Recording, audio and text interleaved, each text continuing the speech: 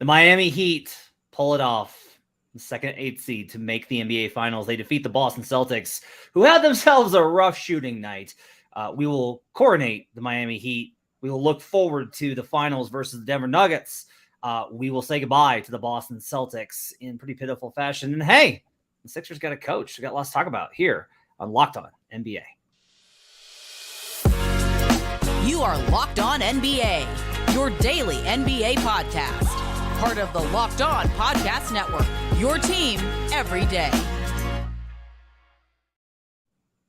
Welcome to Locked On NBA, your daily source for all things NBA from the Locked On Podcast Network, your team every day. Thanks for joining us and making us your first listen. We appreciate you guys being with us. My name is Matt Moore. I'm the senior NBA writer for the Action Network and co-host of Locked On Nuggets. And I'm going to be talking to this man quite a bit over the next few days. His name's David Ramil. He's co-host of Locked On Heat. You can find him on Twitter at DRamil13 as the Miami Heat have clinched the Eastern Conference Championship. They are headed to the NBA Finals for the second time in 4 years. On today's show, we'll talk about the Heat's win over the Boston Celtics. We will, I'm going to be real honest with you. We're going to bury the Celtics, who dug all the way out of an 0-3 hole only to lose at home in embarrassing fashion and got booed on in the last game of the season. Woof. We'll talk about how great the Heat have been in terms of overcoming the odds. We'll look forward to their matchup versus the Denver Nuggets. We'll do that in segment 2. As well as later on in the show, we'll talk about the Philadelphia 76ers, who have themselves a new coach. We'll let you know that today's show is brought to you by the Game Time app. If you're looking for tickets to absolutely anything, download the Game Time app, create an account, and use code LOCKEDONNBA for $20 off your first purchase. Last minute tickets, lowest price guaranteed at the Game Time app. David, your Miami Heat, which you can catch all the coverage of over at Locked On Heat, win Game 7, 103 to 84. Jimmy Butler is your Eastern Conference Finals MVP, and what was a controversial vote, as many felt that Caleb Martin, who, by the way, had 26 tonight, 26 and 10 for Caleb Martin as the torrid shooting continues. 11 of 16 from the field, 4 of 6 from 3. The Boston Celtics hit 9 3-pointers in total, 9 of 42 at 21%. I'll start here. What impressed you about the Heat's performance in this game? And how much did it impress you relative to how disappointing, from an objective analysis, Boston's performance was? Well, that they were able to come back with the kind of focus that you wouldn't expect a team that lost Game 6 in such demoralizing fashion at home. I was at Kaseya Center for Game 6, watching as Jimmy Butler willed that team back to life after a fourth quarter deficit, to hit those 3 free throws, to watch that Marcus Smart shot clank off the rim only for it to fall right to Derek White, and just the air sucked out of the room for as electric a crowd as I've ever seen at the home arena there. And to hear the players talk about it afterwards, they were buoyed by it. They felt, you know what, it's okay. It's just another game. We put it behind us. And you hear all that, and that's kind of cliched. And at the same time, it's the right response. And yet, I don't know how much stock you can put into it as you're watching Jimmy Butler say confidently yet again, oh, we're going to win it in Game 7. Well, you said you were going to win games 4, 5, and 6, and you didn't quite work out that way. And then Jimmy clearly limited. I don't think there's any debating that. And yet, for him to be as focused as he was, for Caleb Martin to have the incredible performance tonight and throughout the series, for them to just never defer to all the talk about Boston being more talented or Boston having this and the home court advantage for the Celtics and the fact that they're an 8th seed and the undrafted players and everything else. And they just continue to believe in themselves in a way that very few teams do. And with just enough grit or tenacity or whatever cliched emotion you want to attach to it, to will themselves to victory after victory. The fact that they're here, and I know they took advantage of a Giannis injury in the first series, and they were scrapping against the New York Knicks, who were a very good team, and then they challenged the Celtics, and they lost those 3 games. And here they are in the NBA Finals, despite everything else. That's what my biggest takeaway is just for them to be able to withstand the last 3 games, the Derek White layup, and everything else that comes over the course of the postseason and the regular season, and for them to be able to show up and dominate. quite frankly. And a lot of that due to the Celtics screwing up and ruining themselves at every opportunity. But you have to give credit to Miami for taking advantage of those opportunities, because I think a lesser team would just watch Boston, shoot themselves out of the game and say, oh, well, we still have a chance, and maybe not take advantage of those same chances. But they certainly did, whether it was a Caleb Martin jumper or Jimmy baseline drive or whatever it took. They got it done. Big performances from Caleb, Kyle Lowry, Duncan Robinson, Haywood Highsmith coming in there and providing a nice spark defensively. Just an incredible victory for the Heat. Yeah, a really incredible performance. Honestly, the MVP, I think, of this series should have been probably Erik Spoelstra. His ability, his timing of when to deploy zone, the decision to move away from Kevin Love, the decision to start Caleb Martin, the way they've empowered Caleb Martin, all of the tactical moves that Spo made were the correct ones. I think a lot of teams, most players will say that they get over blowouts easier than they do close losses. Yeah. Those haunt you. But I think, and like, this is a little bit of like retroactive post-ergo Proctor Hawk stuff, but I will just say, like, having covered the Heat through a bunch of finals runs back in the LeBron era, and then like been to a couple of through the years, there is, I think, a dynamic here where, particularly with Jimmy at the lead, and with the way that Spo approaches every game in terms of how that team sets the tone for themselves, that game 6 for them was not, man, we almost came back and pulled off a huge upset. It's we're better than them, and they had to sneak out a 0.1 buzzer beater to beat us, to come back from 3-0. We know we can win in Boston. We've already done it twice. So like, a lot of that, I think, is kind of built into the mindset there of how they were able to recover from that game 6. And then, to be quite honest, like when you talk about the toughness factor, both teams really struggled offensively in this game. Like, this was a low scoring game, like all game 7s are. But Miami kept to their functions. Like, they were still disciplined, and they got better in terms of keeping to those things quarter by quarter, set by set, and kept to it. They didn't deviate from who they are. The Celtics didn't either, but the difference here is that the Heat weren't as desperate. Like, by the third quarter of this game, the Celtics are just chucking. Like, they are just, like, Jaylen Brown took some god-awful three-pointers. And, like, I'm not an anti-threes guy. Like, I understand the argument of if they're not hitting, you need to be able to adapt. I understand that. It's kind of tough when that's been your formula for literally the last 7 months of basketball. It's kind of hard to just be like, let's switch it up. Let's go to the post now. Can't do that, right? But, like, you could get more aggressive. And obviously, I do want to say, like, Tatum, we'll get to the Celtics in the final segment, but, like, I want to credit Tatum for taking ownership. Like, Tatum after the game was like, no, like, no one needs to feel sorry for me. Yeah, the ankle hurt. It's my job to power through it. That's how this goes. Like, the Celtics took responsibility for the collapse. No throwing people under the bus, like some people do when they lose playoff series. So, like, credit to them for that. But I will just say, like, they got away from their process, and the coaching matchup kept getting bigger and bigger and bigger and bigger and bigger as the series went on. Even as the Celtics came back, like, people were like, well, they won. Like, this Joe Mazzulla a genius now? And it's like, no, like, the Celtics should never have gone down 3-0 to this team. But they did, because that's their identity. And this was, like, the big key. And I gotta put this way on Twitter. When there are teams that you can mess around with and still have a margin of error, if you mess around versus the Miami Heat, you're going home. Well said. The fact that Miami's largest lead of the game came in the fourth quarter when Boston was still trying, and Miami ballooned their lead up to 23, and that's what finally did the Celtics in, is like, they're not giving up, and that's just who the Heat are and have been since Jimmy joined the team.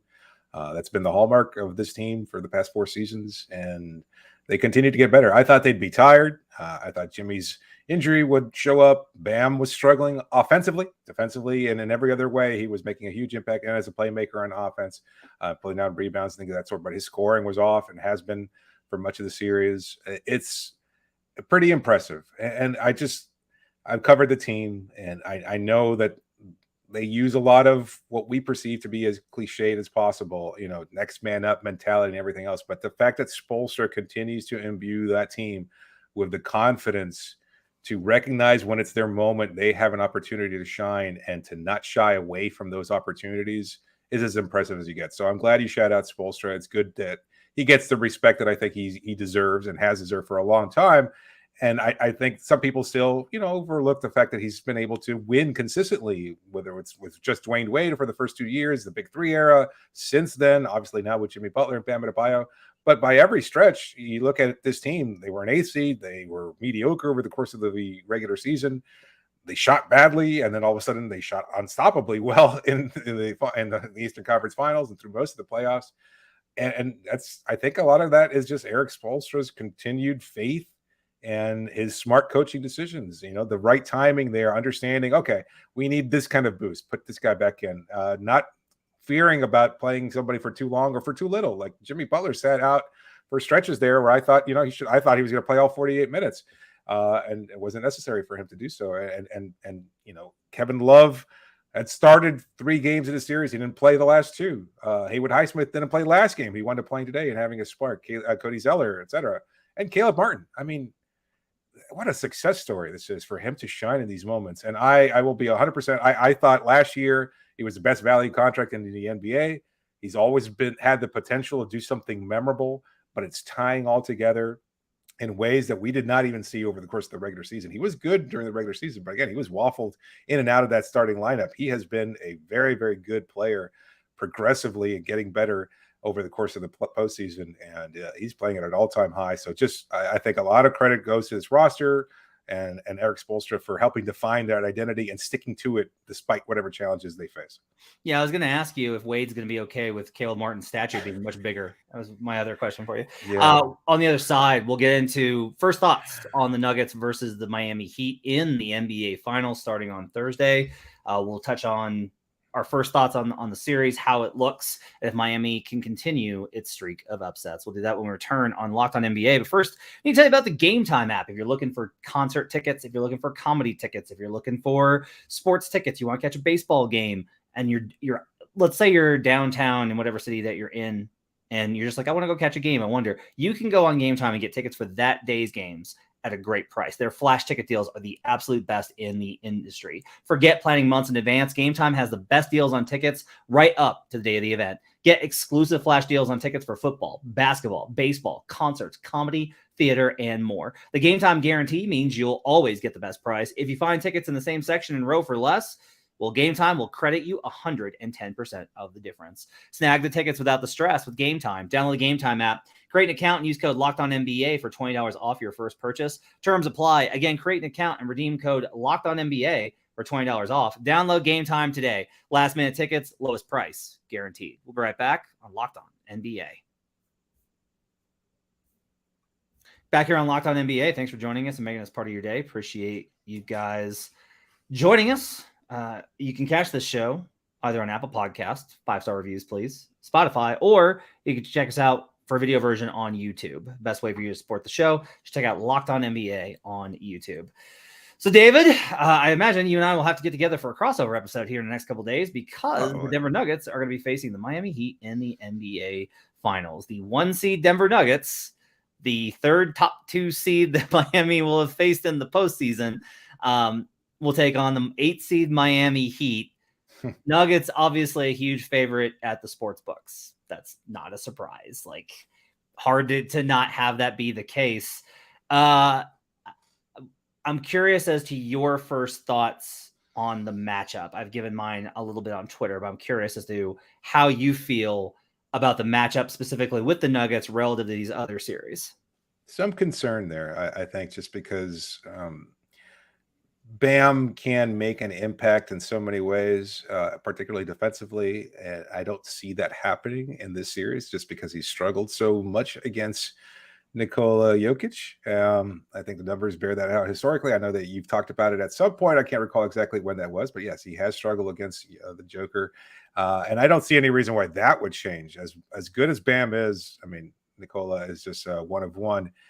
And so the size differential clearly in Denver's favor.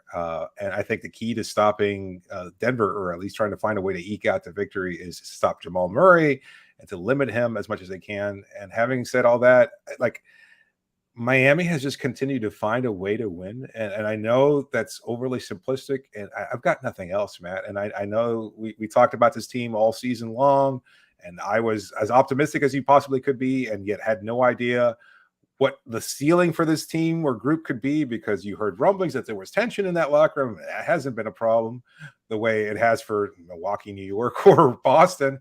And Miami just finding themselves at just the right time.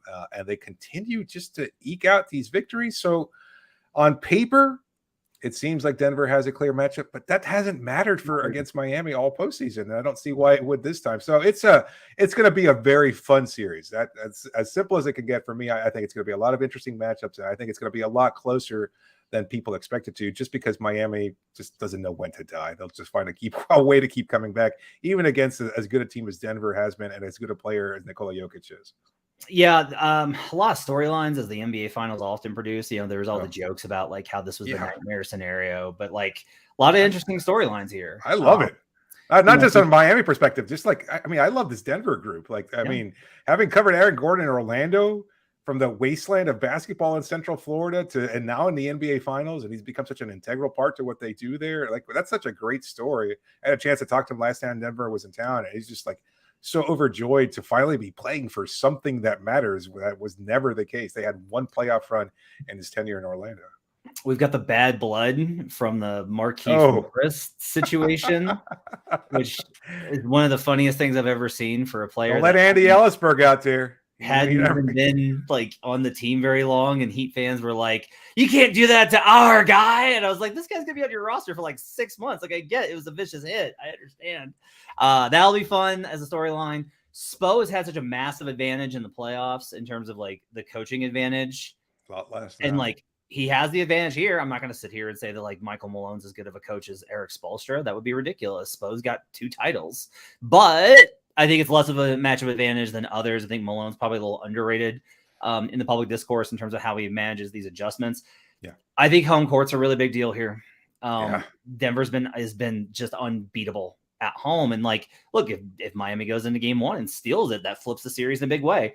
You kind of nailed it in terms of the on paper, which is like, I can't look at this tactically and be like, I think the Heat can steal this. They're going to win. I can't do that. But right. I'm not going to sit here and be like, no. Like, the Nuggets are going to win, smash them. This is over. There's no chance. Why would I possibly say that? Like, why would I possibly say that? I've just watched them beat the Bucks, the number 1 team in the Eastern Conference, who I had some questions about all year, and then beat the Boston Celtics, who I legitimately was like, yeah, that team's going to win the East. Like, there's no, like, maybe not the title, but that team is the best team in the league, and they're going to make the finals, especially with Milwaukee out. And Miami didn't just beat them. Like, let's be real clear here. Like, it went 7, but they had a 3-0 lead, and a lead with 0.1 seconds left in game 6. Like, this could have been a 6-game series for Miami. So you're absolutely right. And a lot of this is also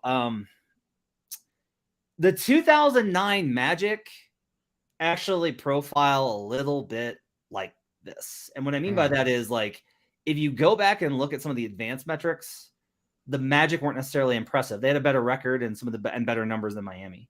But the difference was, like, basically the Magic were the first team in an era that did not have 3-point shooting. But they just got hot. Like, they shot a lot of threes and they got red hot, and that got them past both Cleveland and Boston to make the finals. And so, like, it really is just like, look, if Duncan Robinson's going to continue to shoot 45% from 3, and if Max Strus is going to hit threes, if Gabe Vincent's going to continue to shoot better than 40% from 3, if these guys are going to put up 50-45 splits, guess what? It doesn't matter. Denver, and because, like, there's also a cumulative effect here, and Boston, I think, ran into this too, of, like, if you're taking the ball out of your own basket because they're draining threes, it just drags your offense down. Miami's transition defense is excellent. They have a really good transition defense. They do not let you get back. That's a big advantage for Denver. They're the best transition offense in the league, and they have killed teams in the playoffs with their transition offense. The Lakers had a nightmare of a time versus the Nuggets transition offense. And so like if Miami takes that away, like what you're basically trying to do here is take like the baseline floor of Denver, which is higher. Because I should note that like the worst defensive rating that the Heat have allowed in a win is below the Nuggets average offensive rating in the playoffs. Like if you could drag that offense, though, if you can just drag it down a little bit, and then it's like, all right, get some shot variance, and that brings you up a little bit. You're just trying to do the same thing you did to Boston, which is just like narrow the margin for error. And once you get into a range where it's shot variance, maybe Miami pulls it off. So like, I'm not going to like tactically, yeah, no, it's going to be a nightmare. It's going to be a nightmare. The Nuggets are fresh and have KCP, Bruce Brown, and Aaron Gordon to throw at Jimmy and Caleb. Like that's tough. Bam has had a nightmarish time with Nikola Jokic. The numbers the last 3 seasons via NBA.com's very, very wonky, admittedly wonky matchup data. Per 42 minutes of matchup time versus Bam, Nikola Jokic has averaged, I'm not kidding, per 42 minutes. If you just match them up for 42 minutes, you take their rates by the minutes averaged, and then you like extrapolate that. Right. It's 50 points and 25 assists per 42. Now, he's not gonna do anything close to that. Right. But it does show you that like Miami's going to have to like there is kind of the idea of like, well, Spoelstra will quote figure something out. If you listen to Spo's comments on Jokic, he will not be like, yeah, we'll figure something out. He'll be like, no, he's going to kill us. We're just going to have to figure out a way to make it work. Yeah. I'm glad you brought that up, because one of the things that Miami has said, and Sproul in particular has said, is, you know, as long as you drag these games into the mud, that's where we find a way to thrive. And it just kind of keeps things even for most of the game, knowing that Jimmy Butler usually finds a way to step up, especially in the fourth quarter. I don't know how likely that is, given, again, that Denver is a really strong matchup and that Jimmy does seem to be somewhat limited. I don't know how much better he'll get. There's also questions about where is Miami going to continue to get scoring from? We're seeing a report before we're recording this that Tyler Hero might come back with a target of game 3. He's likely to come off the bench, but he's also probably going to give up a ton of points. His conditioning has been fine, but he's just starting on court work. He shot around before Boston's game today, and he looked good. He looked good, but that's, you know, it's one thing to look good in a pregame shoot around. It's yet another to be in the NBA Finals in Denver and having to find a way to come back. So I can see why they're holding him out to game 3 when they're back at home, and maybe he feels the pulse of the crowd and gets it going offensively a little bit, but he can be targeted defensively. So there's not a lot of great options, but yet Miami's depth and again, finding ways for random player to step up. Duncan Robinson didn't play for long stretches over the course of the regular season, and he's been vital to Miami's success. And it's been very good. They got a block on Jason Tatum. His off-ball movement has been phenomenal. His passing, even his defense.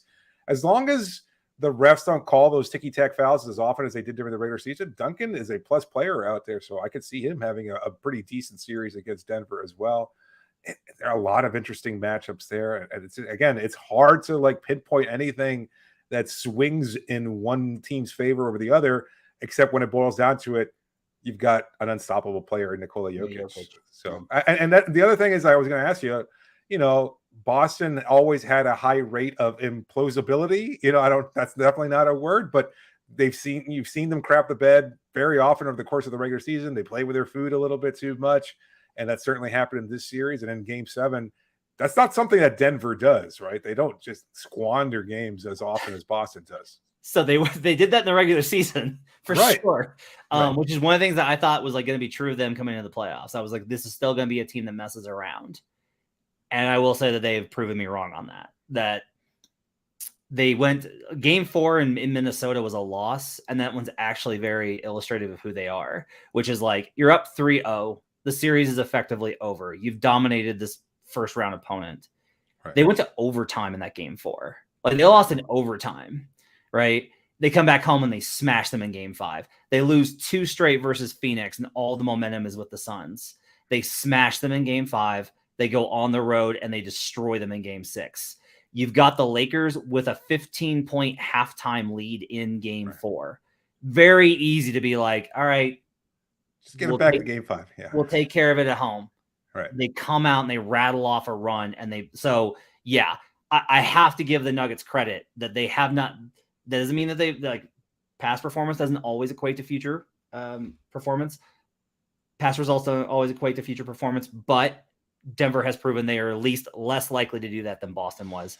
When Boston, well, that's a good transition. On the other side, we'll talk about what exactly the Boston did in this postseason and how they came up short, as well as we'll talk about the 76ers' new coach for Joel Embiid to blame. We'll talk about that on the other side when we return on Locked On NBA.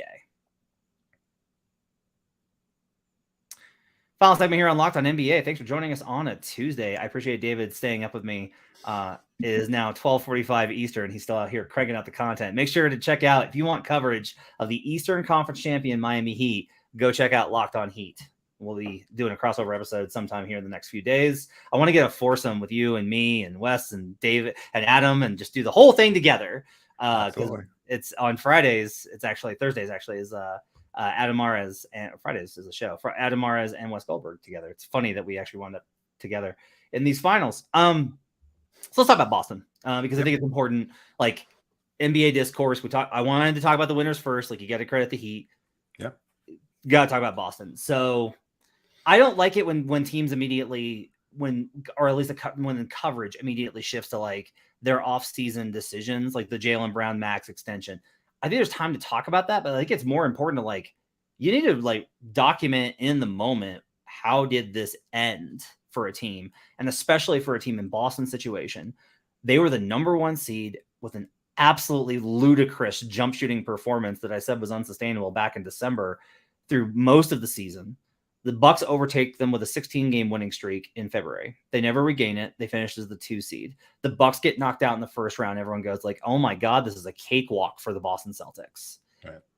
And we should have seen this coming with Boston. And honestly, like I will say, I made a lot of, I bet Sixers plus 2.5 wins, Heat plus 2.5 wins. I made a decent chunk of change on those. The point here is more, you could recognize from that first series, that Hawks series should have gone 5. You get 1. You get to give them 1. Fine. You want to screw around? Fine. 1. But that went 6. And that was the first time that I was like, oh, that's more than you should give them. And then I was like, well, they'll probably screw around twice versus the Sixers. And they screwed around 3 times and they were down 3-2. Yep. And so we kept kind of going like, well, now they're going to right themselves. Well, now they're going to get, and even we did it again after game 6, where it's like, okay, you know what? It was dicey there for a while, but they're going to be the first team to do it. And then in this game, the biggest, I think, problem for them is that the team that they've been for a couple of years is a team that would defend first, switchability, high effort, Marcus Smart making plays, tough defense on the perimeter, don't allow ball, penetration because of your switching, and you contain everything and contest the threes, even if your rim protection's a little shaky, but you got Robert Williams to clean it up. Right. This season, they were literally just a did we make threes team. And when they didn't make threes, their defense fell apart. And to me, that was the illustration that we saw in game 7, was that when they did not hit threes, there was nothing else they could do. Right. No, that's well said. I kept expecting, well, they're going to figure it out. They're going to do something. They're going to stop putting up those random long threes that had no chance of falling. And even when they had wide open drives to the hoop, they were just like, nope, let's go for the uncontested jumper and hope it falls. And I can understand you're down, you want to be able to close the gap, but the gap was narrowed to 12 points in the third quarter, where Derek White went on a mini run. But he was the only player. We made this point in Locked On Heat. He was the only Celtics player that seemed totally unfazed at the moment. And even he struggled over the course of the whole 48 minutes. But Tatum was off. Brown he had a few moments in the first quarter. And then after that, he was an absolute no-show, coughing up the ball. He just looked lost, putting up that long shot for no reason. Grant Williams was a non-factor after finally being inserted into the lineup. Robert Williams and Al Horford were non-factors in offense. Marcus Smart shot himself out of the game. Like, it was just not a good series. And you look at that roster, and Malcolm Brogdon was hurt, and I know he was a big part of where they had so much regular season success, 6th man of the year, etc. And yet they still seem as complete a roster as you can have, and yet one that's also got a number of holes. And I don't know it's necessarily holes in terms of talent. I mean, certainly you want an offensive shot creator and somebody who can make plays as a point guard, perhaps, although I think Marcus Smart's playmaking was fine in this series overall. It's just they're missing something, and I don't know where that intangible factor comes from. And again, I hate boiling it down to something like that, but the fact that they do implode as often as they do, and that they just focus on, well, we can't hit these shots, we just don't have a chance.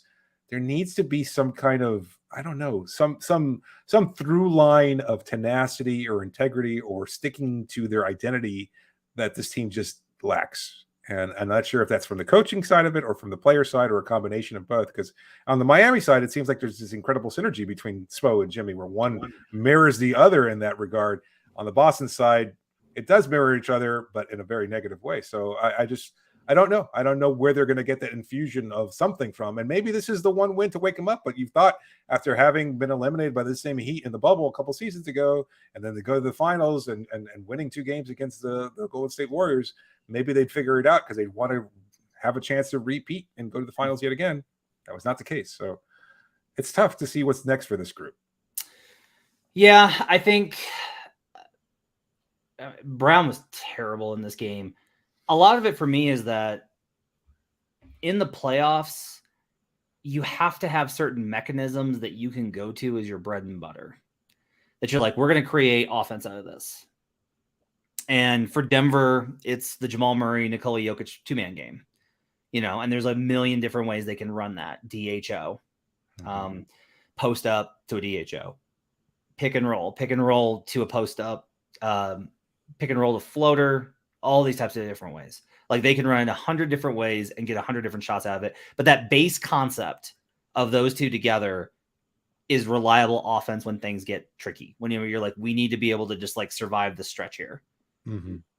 Boston doesn't have that. They run I appreciate the fact that the Celtics are different in that it gets boring. Like everyone's talking about this, about how like everything in the NBA is high pick and roll. Everything in the NBA is high pick and roll. But one of the reasons that it's that way is because it sustainably gets you offensive creation. It creates penetration for kickouts. It creates pressure at the rim with your big man. It generates the things that you need to compromise on offense. And the Celtics so often do not do that. And they just wind up being perimeter side-to-side movement, resulting in a three-pointer, sometimes contested, sometimes open. They had a lot of success early. And I will say, like, I thought their process early was good in this game. The Heat were switching everything, and Horford was slipping to the basket, and they were kicking it to Horford, who was then jumping into the corners. And they make those corner threes, and that's good offense. And all of a sudden, they're cooking. The shots didn't fall. And it's just really hard when those shots don't fall to keep going with it. If Horford's able to, as a more dynamic big man, to finish at the rim, if he's younger, if Horford's 6 years younger, then that dynamic is different. Like a lot of this for me is about Robert Williams. And his limitations as a player, which is like, you can't use him as a weapon. He's just like a putback guy or a finisher. It seemed like their offense was best, though, when they did get that slip and were able to get Williams at the rim, because he had that size and athleticism advantage over even Bam. And it looked like that were the best plays that they were able to run, was when it would wind up with a Williams dunk or a layup. And then they just kind of went away from that. Or Miami took it away from them on occasion, but there wasn't really much they could do. Sometimes they would just give it up and knowing, oh, you know what, he's going to get that finish. There's nothing we can do. You'd get a Gabe Vincent on a switch or something like that. He's not going to stop Robert Williams at the rim. Or those kickouts from Horford when he had that same opportunity there. And just aside from that, the ball movement is not great. I think even in the wins, they wound up not having more assists than Miami in a number of those games. Just simply too much ISO action. You're hoping for Tatum and Brown to continue to hit those shots. And other than that, that seems like the bulk of your offense. And that's not sustainable if those shots aren't falling, and they can't go to anything else. And that's where Miami's versatility, because they haven't relied on their shooting all season long, have found different ways of creating opportunity. And it's manifesting in ways that were unexpected. Again, Duncan Robinson being this great point guard all of a sudden in the Eastern Conference Finals was not a development I expected, but that was just part of it. Caleb Martin was getting a lot of open looks, and that's another thing too, is that Boston just wasn't. I don't know if they just simply didn't figure it out, or Caleb was getting a lot of looks, but they also weren't pressuring him the same way they were pressuring Jimmy. I guess they were daring him to beat him, and he's like, okay, bet I'll take care of that, and he did. So it's just they go away from their strengths much more often than a good team should. And that wasn't the case last year. And I think that the Imo Udoka situation was unavoidable. Like in terms of I don't know what they could do there. Like it was, by all accounts, wasn't a great situation, and those decisions had to be made. And it happened so close to the season that with the inability to replace him with anybody on stat, like Mazzulla was the guy, right? And so like that's just how it wound up working out. Like Will Hardy leaves, right. And how does the season go if Will Hardy hadn't left for the Utah Jazz job? That's a good hypothetical to question. Not to say that like this entire loss is on Joe Mazzulla, because the players were out there, and like Jaylen Brown had 8 turnovers and like cut his hand on the base and dealt with that all postseason. But just like, this is the second playoffs in a row where we've just seen him not be able to dribble. And like, if you're going to be an all NBA max contract, $250 million player, you're going to have to be able to dribble and create stuff. And it was really bad because, again, here's a good example of it. Tatum clearly hurt on that first play. I gotta hate charges. Clearly hurt on that first play. Clearly limited throughout the game. And like, again, he's not asking to be let off the hook. Sympathy, yeah. But I'll just say, like, he still finished with more points than shots, 14-13. Right? It's a terrible night for Jason Tatum, but like, given everything, also 11 boards, 4 assists. Like, Tatum was still out there working. Jaylen Brown took 23 shots in this game, 19 points on 23 shots, 5 assists to 8 turnovers in a -17. Second worst on the team behind Grant Williams. So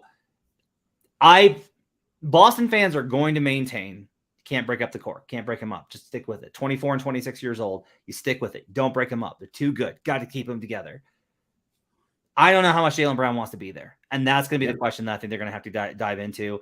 But boy, are we looking at a really interesting situation in the Eastern Conference with the Bucks and all the decisions on their plate, the Sixers and what's going on with them, with reports that James Harden's gone, and now the Celtics with trying to reckon with what happened in a playoff run that should have been much easier than it was on themselves. Speaking of the Philadelphia 76ers, they officially hired Nick Nurse, as Adrian Wojnarowski of ESPN first reports that Nick Nurse becomes the new head coach of the Philadelphia 76ers. Nurse, obviously, several years in Toronto, including a championship season in 2019, replacing Dwayne Casey, known for primarily 2 things: defensive ingenuity and playing his starters a ton. So it's going to be interesting to see how that balances. Now, somebody did bring this up, and I thought it was a really good point, David, that they're like, yeah, he plays his starters a ton when they're younger, but when Kawhi Leonard came, they rest managed him about as well as you could possibly imagine, and that's part of what led to the title. So maybe this is like, maybe he helps with that. The defensive ingenuity is going to be really interesting because he was able to do a lot with the personnel he had in Miami. When you got Pascal Siakam and OG Anunoby and Norman Powell and a prime Kyle Lowry, you can do a lot. We don't know what the Sixers are going to look like next year, and there's not as much that Joel Embiid can do in terms of like the different types of defense that they can run. So I'll be curious to see that. Plus, to be quite honest, Nurse's a half-court offense lacked a lot of oomph the last 2 seasons after Kyle Lowry and Kawhi Leonard left. So ups and downs with the hire, but this is a win-now move to try and get Joel Embiid, I think, back into the fold. Hey, we got you a championship coach that's dialed in, that it's better in the X's and O's. We got you this guy to try and, I think, get him bought back into the Sixers, regardless of what happens with James Harden. A little surprised, right? Did you think this was the right fit? I didn't see. I thought Nurse to Phoenix probably made more sense.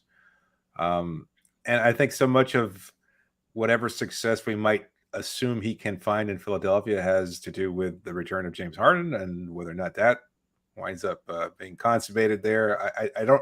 I can't expect that they would have hired him without the buy-in from Embiid and Harden. And yet, again, I think Harden's status is somewhat up in the air, right? Do you think that he can maximize these 2 older players to get them to be different / even better than they were over the course of the postseason? Because they both had moments there, a lot health-related and age-related in Harden's case. But do you think he can get them to be a much more effective group? Or is it more about maximizing those players on the fringes like Maxey, Tobias Harris, etc.? I think Nurse will at least, here's the biggest thing that Nurse gives you, is he's a problem solver. So a little bit like Spo. Spo's a much better coach because I think Spo's the best in the NBA. But one of the things about both of those coaches is that they're not tied systemically. So right. Doc Rivers is going to be like, you trust what got you here, and we do this, and this is who we are. And he focuses on like team identity and small things. Nurse is more likely to be like, look, yeah, that got us here, but we're not facing all the teams that got us here. We're facing this team. So let's do what we can do the best we can to beat this team. And that flexibility is one of the reasons why they've been a really good regular season team, is their ability to basically counter whatever it is that they face.